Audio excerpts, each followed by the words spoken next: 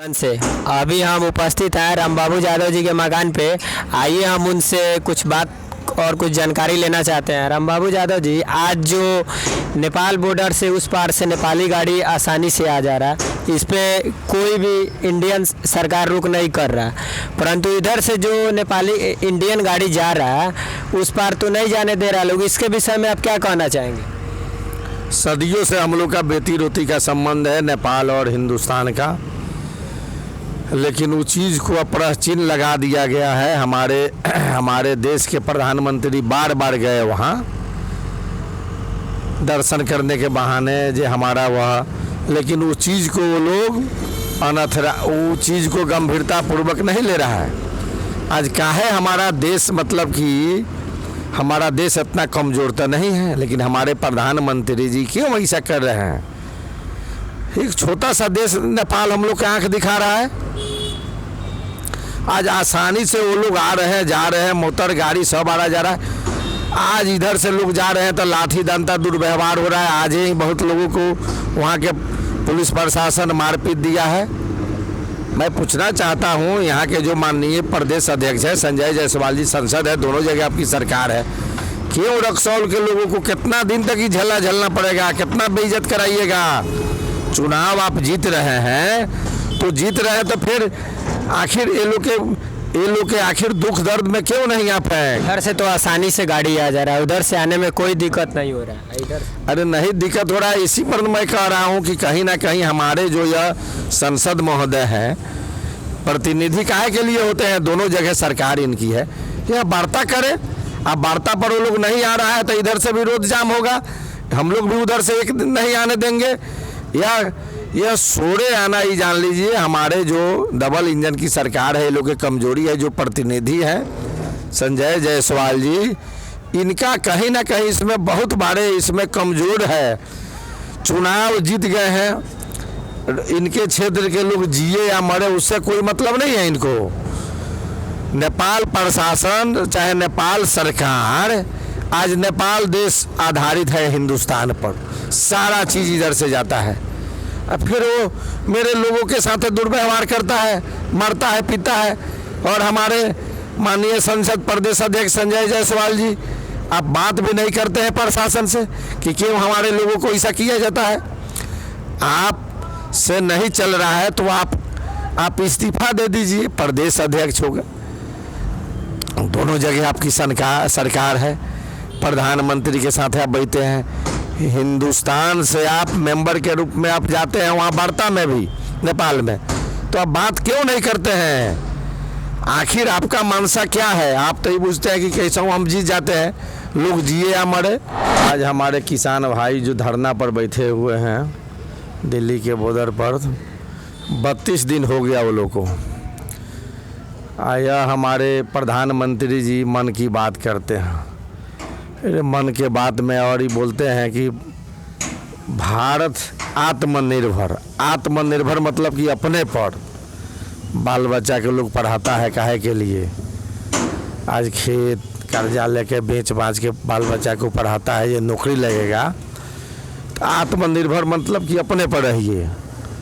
अरे हमारे अन्नदाता किसान जो हैं वो आपसे क्या मांग रहे हैं?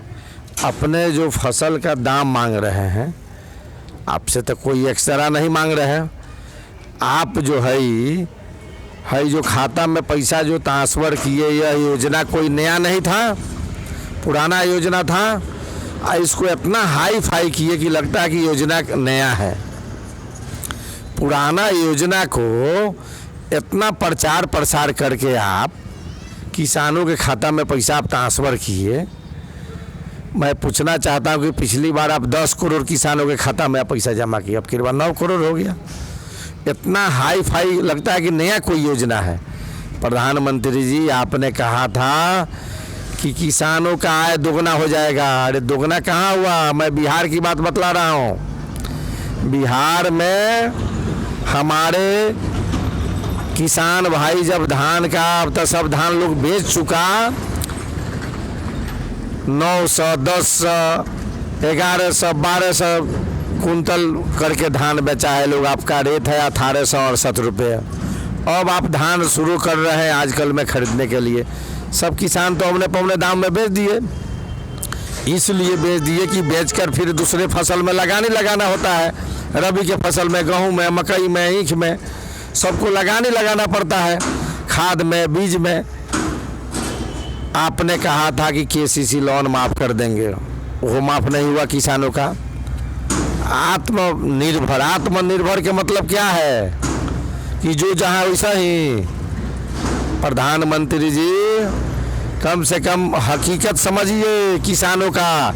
आज हमारे बिहार के किसान ठीक है, आंदोलन नहीं कर रहे हैं, धरना पर नहीं जा रहे। भल चुनाव हुआ था, यहाँ जात पात की बीमारी ज़्यादा है, लेकिन बीमारी ज़्यादा है, लेकिन एक एक किसान कोई जात में कोई पार्टी नहीं होता है, सिर्फ किसान होता है।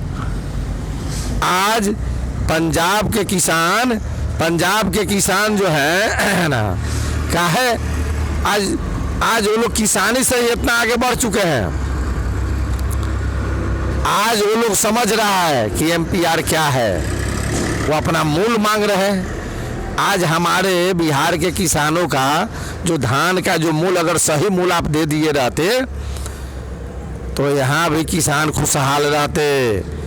खेती करने में लगानी भी नहीं निकल रहा है।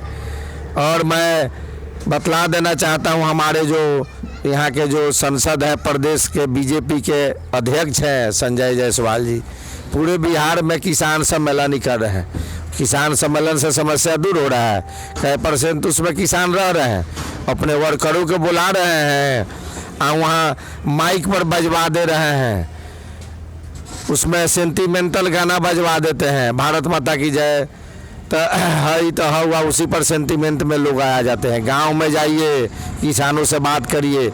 आज आलू 50 रुपये किलो है, किसान के घर में था तो 3 रुपये, 2.5 रुपये, 4 रुपये, आज 50 रुपये कीन के खा रहा है लोग। क्या मोदी जी इसी दिन के लिए आपको, मतलब कि लोग कुर्सी पर बैठा है।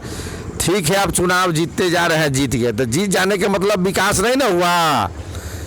जीत जाने का मतलब हो बेईमानी से जीतिया जैसे, तो उससे विकास नहीं हुआ। लोग खुश नहीं है मोदी जी।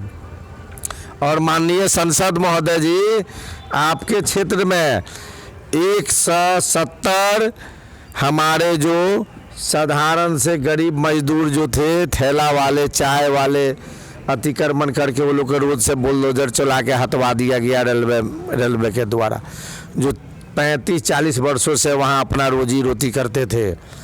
सबके पास रसीद है। उन लोगों को अलग से कोई व्यवस्था नहीं किया गया? कहीं कोई व्यवस्था नहीं है। मैं वह ना पूछना चाहता हूँ कि जब एक आदमी को लीज की रेलवे ने किया, एक आदमी को, वो बड़े व्यापारी है, पूंजीपति है, माफिया है, तो जो आप एक आदमी को जो लीज किए, जो 170 वहाँ जो हमारे गरीब मजदूर लोग अपन चाय बेचकर, पान बेचकर, छोट मोट होटल व्यवसाय करके अपना परिवार को पोषण पालन करते थे, उन्हीं लोग को लीज करते, 10 बाई 10 लीज कर देते। आज एक आदमी को कई एकड़ जमीन लीज करने का मतलब क्या है? संसद महोदय, इस पर चुप मत होइए। प्रदेश अध्यक्ष जी संजय जायसवाल जी, मैं आपसे पूछ रहा हूँ कि अगर आप चुप हैं, इसका मतलब आपका मिली भगत है, इसमें चुप्पी तोड़िए।